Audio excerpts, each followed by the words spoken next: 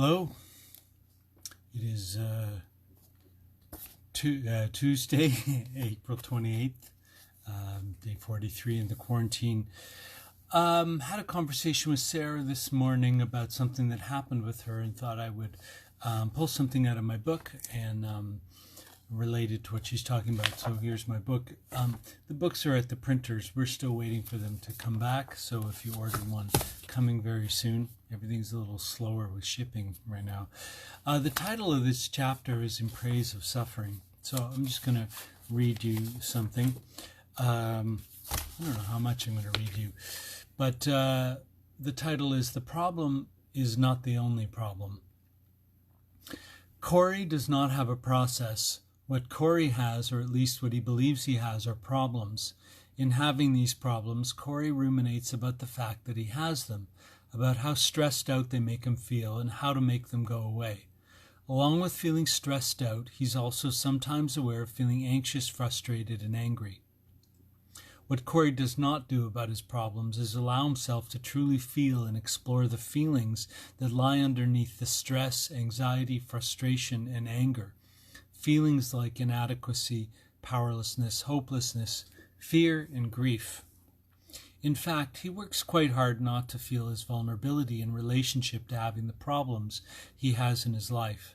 He certainly doesn't like feeling stressed, anxious, frustrated, or angry, but it seems far worse to him to feel feelings like inadequacy and powerlessness. So he toggles between focusing on how stressful his problems are and trying to numb the stress. Corey's not unusual. Many of us would rather not feel difficult feelings at all. This makes sense as we possess strong biological imperatives to seek safety and pleasure and to avoid danger and pain. Unfortunately, however, life does not cooperate. There are, of course, many stressors, many difficulties, and even threats to our well-being. So we're often in the cycle of feeling stressed and then, when we can, seeking relief from that stress. Paradoxically, some of the ways we try to avoid, reduce, or manage stress cause more stress in our lives. We might receive temporary relief but stay mired in longer-term angst. We might experience fleeting pleasure while reinforcing chronic suffering. This is not a knock against fleeting pleasure or temporary relief in and of themselves. Both can be somewhat helpful, and life would probably be worse without ever experiencing them. What's problematic is the pattern. The largely unconscious and or automatic compulsion to relieve stress or avoid suffering in ways that perpetuate the distress and suffering. The relationship between the stressor and the default way we have of dealing with it can be a corrosive loop. Then I say some funny things. I want to read them, but I won't. What I tried to get across in this book, which was not easy to do but was really important, is that life is ongoing lessons. We don't just learn something once. We don't wake up and figure it out and Corey now feels his problems and everything is better. You are continually tested, because whatever your core wiring is, whatever happened to you early in life, it will be there for the rest of your life. The question is how you are in relationship to it each time it arises. Do you grow? So Sarah was sharing me with this experience where she was in a community call with our community, which I'm not on, and one of the people in the group said to her in a way, and I was not there, that she was not promoting the breaths of the facilitators, but only of Sarah's and my breath. Whether it was said as an accusation or not, as Mama Bear to the community, the accusation brought up two things. One was, I'm taking care of this family, and how dare you accuse me of being selfish? And then the second thing is, somebody's accusing me in public of doing something wrong.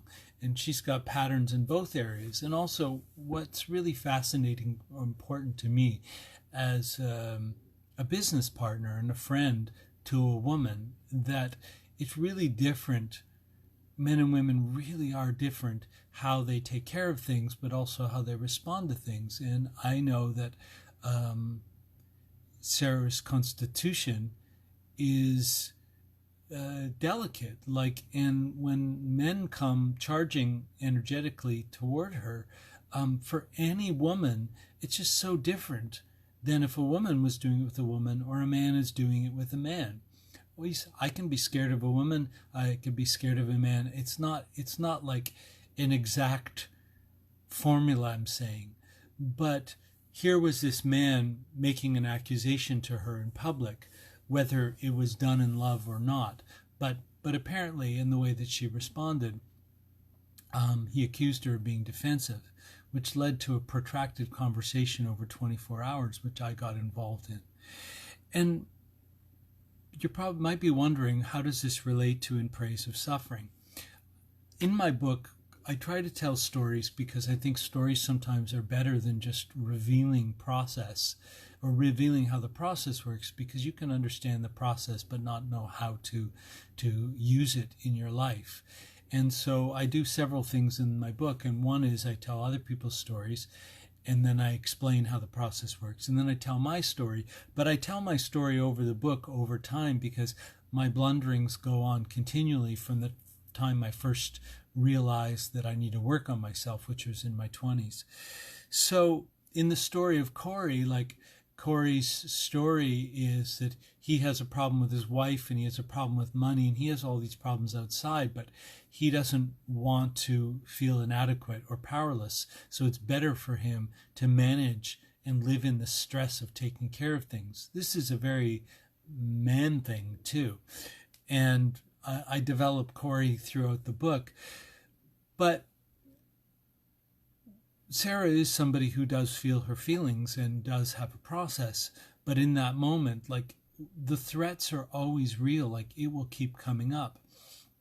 And what we were discussing this morning was that, well, here's what I want to say.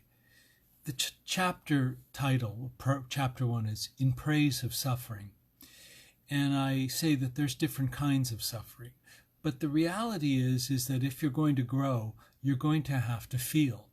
That's really the only thing that people don't want to do, whether they realize it or not. And when I say realize it or not, is that many feelings are so buried you don't know that they're there. So you don't know that you're feeling angry in the moment. Maybe you're feeling scared, and also things are, where the more traumatic something is, the more buried and covered it is, and the more your mind has trained yourself to believe it to be something else. So whether you know it or not, what is it that you're resistant to having the experience of? It's feeling. And so we have so many obvious ways that we deal with it, which are our habit patterns of how we live during the day and live in the night, what we do in the nighttime, how we deal with social media. Do we drink? Do we smoke weed? Do we eat? Do we avoid people? Do we avoid our relationships because they trigger us? Do we go into relationships to hide from our own desire? Like, there's so many ways that we can do it overtly that I think at this point in our society, for those of us on the personal growth path, should be able to see those things. But it's the less overt things that, like, in the moment when the trigger comes up, that you become blinded by how fast something arises in you that was not there in the conscious world, but then appears. And that is, I think, what happened for Sarah and the other person that she was in conversation with. His experience was, I just asked a question, I needed an answer, but didn't see that, like, he was angry and accusing and trying to overtake her, and also maybe has some patterns with women where he wants to control them by threatening them with his energy. And, the beauty of our community is it's okay that people do this, because, like in America, once you make a mistake, you go to jail forever. Like, I grew up in Canada. There's something so shocking about American culture, how unforgiving it really is for a Christian nation. But in our community, in our effigy community, we are allowed to make mistakes because it's the only way we can see and grow. If we don't see and grow, then it's not compost what happens, it's garbage. We want compost because everything is repurposable, everything is possible. But the commitment that is asked of people in the work is the commitment that's based on the things that I'm writing about in my book, which is suffering is your teacher. And there are different kinds of suffering. And to feel your original suffering is the core tenet of what effigy breath is about. It's the core tenet of our work, is that is a usable life force energy that you need in order to fulfill your life purpose. And if you're not willing to experience that, you can't grow. So we expect that things are going to come up that are going to be difficult to feel. And the job is to be able to feel them, and that the community itself, and myself included, are there to reflect back to people when that happens, that how it's part of their opportunity to grow. So when I said earlier on, like I've told several stories in my book about myself, because I'm trying to say also it doesn't end when you first realize that you have this issue going on. It's kind of endless, and that Sarah works on this plenty, but she's 40, and like at this moment, there's learnings for her about individuating and separating from men and other people's desires, and to be able to be confident and loving towards her own instincts. And in order to grow, she needs to practice, and in order to practice, she needs experiences. So along comes this person making an accusation. And I think sometimes people realize, well, the people who watch me now on video, like many of them didn't know me 5 years ago. I mean, I'd love to see some of those people appear and join in and comment, because many people were accusing towards me. Like, I handled many things really poorly myself, in my own resistance to the full-blown suffering that I needed to have. And so sometimes I can seem to some people more together in my process, and I think I am more together, but that's just because I've practiced and I've suffered, and I'm 56. So you don't want to assume that I did it any better than you did. And not, I would be arrogant to think that even people are thinking that. But the reality is that all of us are going to have to face our most terrible fears about ourselves, which have to do with what we feel. And the more we're willing to experience that, it's like a superpower. It's a superpower when you're not afraid to feel a wound arising in the emotional moment. This is the job. So that's what I mean by in praise of suffering. So if you have any questions or thoughts, send them my way, and I'll talk about them tomorrow here on Facebook. And you can also join us in our breaths on Monday and Wednesdays. Okay, have a great day. Bye.